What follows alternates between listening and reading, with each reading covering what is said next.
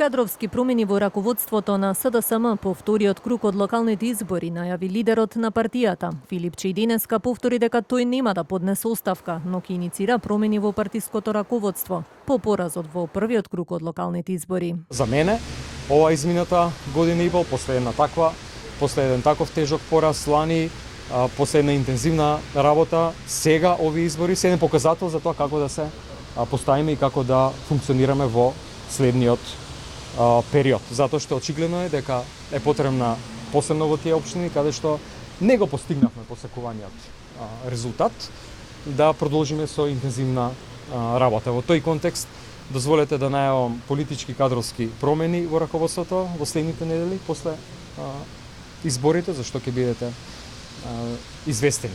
СДСМ во првиот круг од изборите освои градоначалници во 3 општини. Оценката на лидерот и раководството на партијата е дека резултатот не е лош, додека дел од членовите отворено побараа оставки од партиските функционери за слабиот резултат. По изборите оставка само поднесе председателот на градската организација на СДСМ Ѓорги Галетановски од лични и морални причини.